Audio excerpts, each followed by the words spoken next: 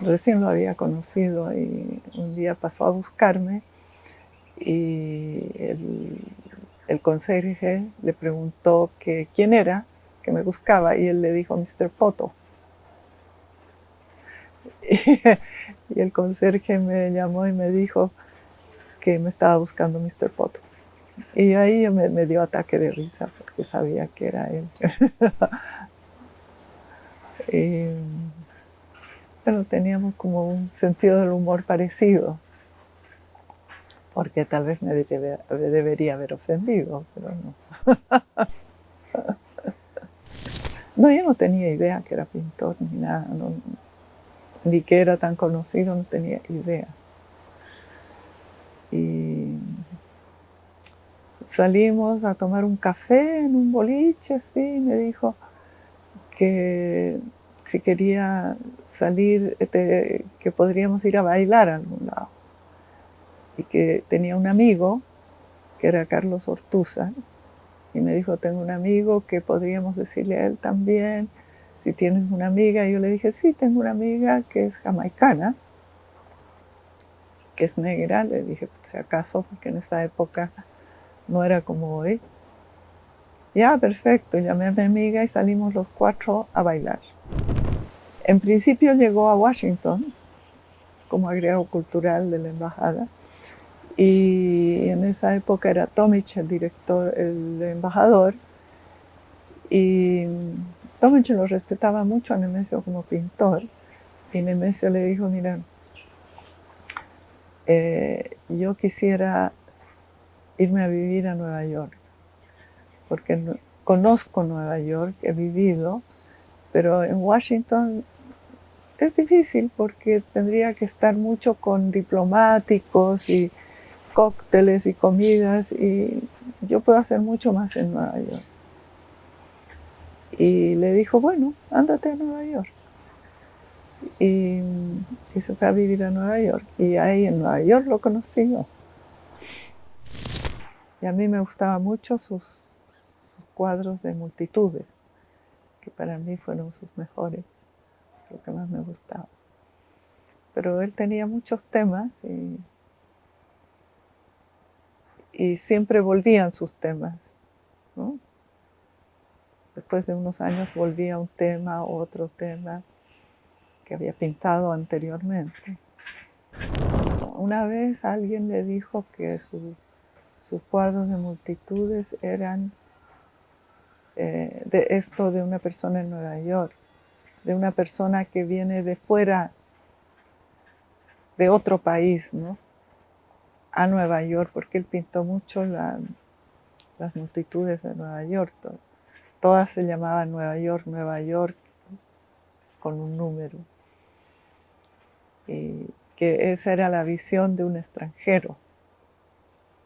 Y era la visión era también de soledad, ¿no? De ser un número más en Nueva York. No, él se metía en su taller, agarraba una tela y empezaba de cero, no hacía bosquejos antes. Nunca vi que hiciera un bosquejo, sino que empezaba con la tela vacía. Y ahí iba armando su trabajo. Pero nunca lo vi hacer ningún bosquejo. Y así fue cambiando de temas también. Con las camas, pero también con multitudes las camas, ¿no? O con un personaje dentro de la cama, una forma.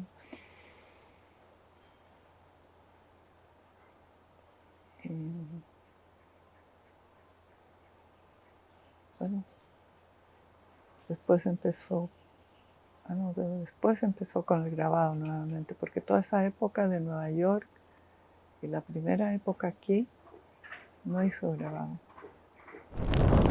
Bueno, yo creo que él se sentía muy chileno, él adoraba Chile. Y él, bueno, él donde iba yo creo que pintaba lo que vivía, sus vivencias. En Nueva York pintó sus vivencias. En Italia, bueno, aquí también.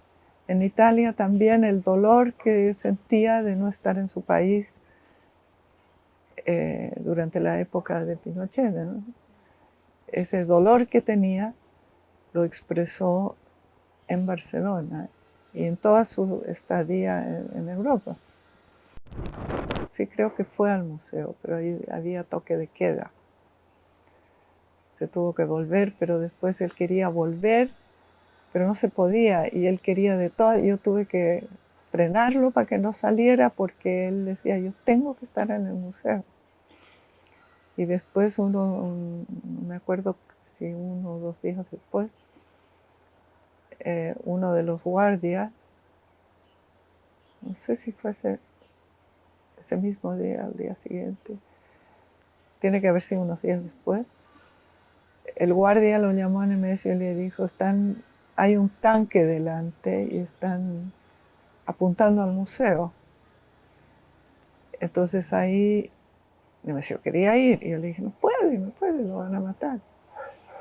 Y él llamó al capitán de carabineros, creo que no sé cuál será el rango, si es capitán o qué, en la comisaría cerca, en McKeever, que estaba cerca del museo, que él pedía que los guardias pudiesen en el museo defenderse mejor que si podían tener algún arma. Pero no, él dijo que no se podía. Él decía para proteger el museo, ¿no? Que eso no se podía y que era imposible. Pero Nemesio se relacionó con esa persona y él ese día lo llamó a él, a la comisaría, y le dijo, van a bombardear el museo, porque había un tanque ahí.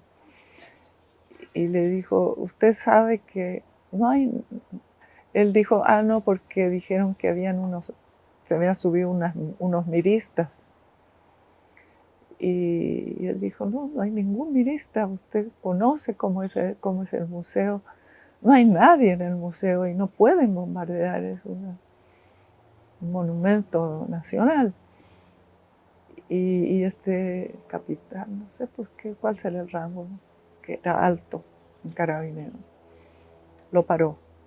Pero ya habían tirado un tiro y malograron la fachada y una obra dentro del museo.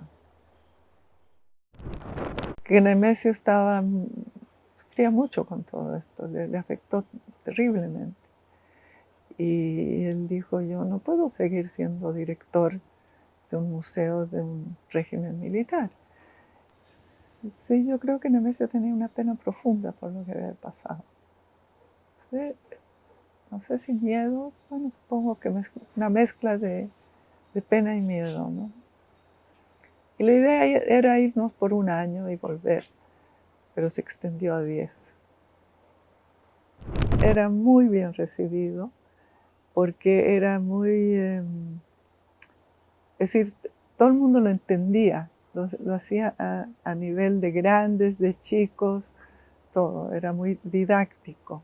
Entonces explicaba este pintor, este color es de tal manera, de tal otra, y hablaba de la vida, y lo miraban, la gente lo miraba. Y la segunda etapa también fue muy buena. Pero ya nunca más hicieron ver el arte, que era una cápsula, se dice, ¿no? Una cápsula de 1 minuto antes de las noticias, y hablaba de un cuadro 1 minuto. Y también era bueno. Y la última que hizo, ya estaba enfermo y tenía todo listo para hacer el programa de ver el arte, de grabarlo, y grabó toda la parte de texto, la voz la grabó, porque ya estaba teniendo un poco de problemas con su voz y estaba enfermo. Y grabó la voz. Y después en el canal se llevaron todo lo que cada programa iba con una foto de un cuadro y era poner la voz con el cuadro. Y nunca se hizo. Y la voz está en algún lado y llevamos los libros con todas las páginas puestas y nadie sabe dónde está la voz, porque se podría volver a hacer el programa porque está con su propia voz. Desapareció. O alguien no lo quiere entregar, no sé.